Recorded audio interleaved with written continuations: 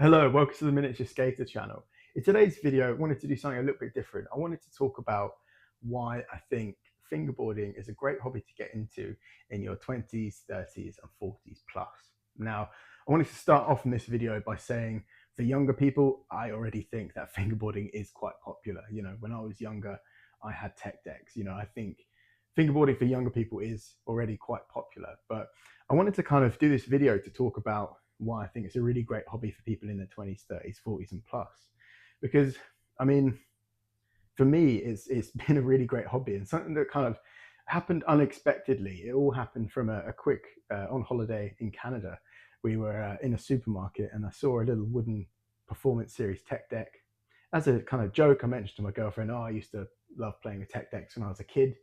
And I realized the deck was made of wood, and I thought, oh, that'd be a cool thing to live on a shelf somewhere someday. Had no real intentions of actually using it. And then me and a friend that I kind of grew up skating with were kind of messing around with this. We both landed a couple of very sketchy, not intentional tray flips.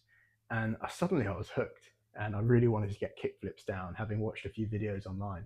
And it kind of grew from there for me. But, you know, for people who are a little bit older, I also think this is a really great hobby. You know, it is definitely a great hobby for young people, but it's also a great hobby for adults. It's a hobby that you can progress with. There's kind of a few different elements to it, really. There's the progressions. You can learn new tricks, push yourself to learn every flat ground trick there is. And once you've learnt them all regular, learn them all in switch, learn them all in fakie, learn them all in nollie, you know, and there's a lot of work to do there. And, you know, fingerboarding as a hobby in terms of progression is difficult. And I think that's something that I actually like. I don't want a hobby that I pick up and it's just really easy and kind of you can get bored of hobbies quite quickly that way. So similar to real skateboarding, miniature skateboarding is also pretty difficult. Although I will say real skateboarding, from my personal experience, is a lot more difficult and you'd be pretty unlucky to hurt yourself. I mean, fingerboarding, whereas skateboarding in real life, you definitely take some falls. So there's the added danger in terms of real life skateboarding there. But as I've gotten older, I have much less free time. And, you know, seeing my friends that I used to grow up skating with, we still meet up a few times a year to skateboard, but it doesn't happen that frequently. You know, you need to wait for diaries to align, things like that. And then you also want to hope for good weather. Whereas fingerboarding, I can fingerboard by myself and do that sort of inside in my own flat. And it's something that I can just pick up for 5 minutes if I want to every day, or sometimes an hour if I'm really getting into it and really enjoying kind of learning new tricks. So there's levels there in terms of progression, and it's something you can do by yourself, you can do with friends. And yeah, I think it's a growing hobby and something that people, I think, should think of as something that you progress at, right? Like, I don't think anyone picks one of these up and is just doing kick flips, tray flips just within their first day. They have to be doing it for a little while, put the practice in, but the practice does pay off. And that's what I like about this hobby.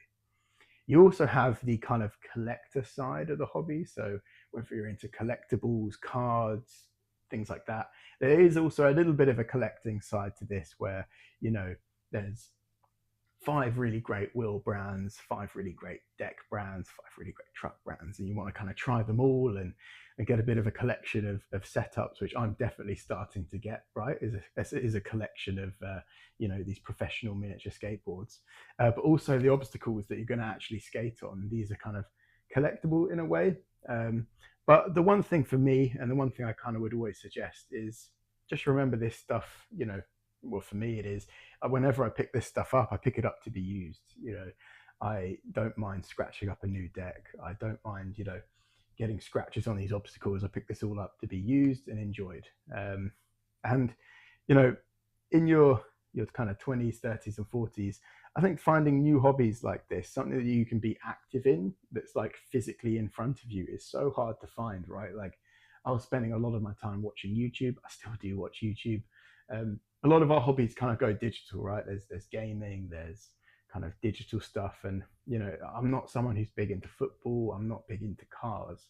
I just always had skateboarding on the brain. So perhaps this is a good hobby for someone that wants something that's a bit more physical, kind of in reality. It's in front of you. You're physically having to do something, and maybe you are someone who used to skate as well, and, you know, I guess like fingerboarding is a hobby for people who have never skated in my eyes. I completely get it. Like if you've never skateboarded, this would still be a really cool hobby.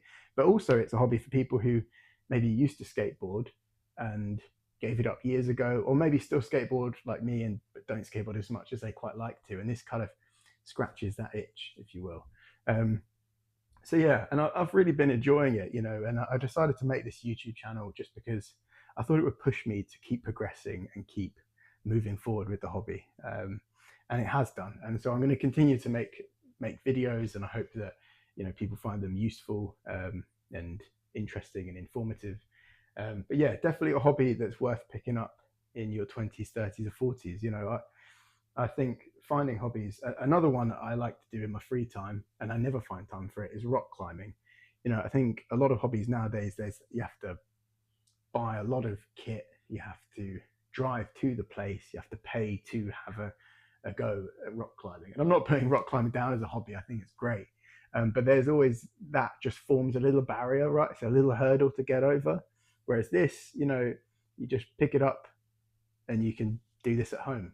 The other good thing about this hobby is, as adults, you might have a little bit more money and you might want to get something a bit more premium. So you might want to pick up some professional setups, made with real wood ply decks and bearing wheels and things like that. And, some of the obstacles you can pick up from brands like Black River are really premium. These are really nice products. But the good thing is equally, you don't need any of that to get started. If you're just getting started in the hobby, you could pick up a tech deck for, £3 or £4, and you can just use what's around your house, the edge of a book.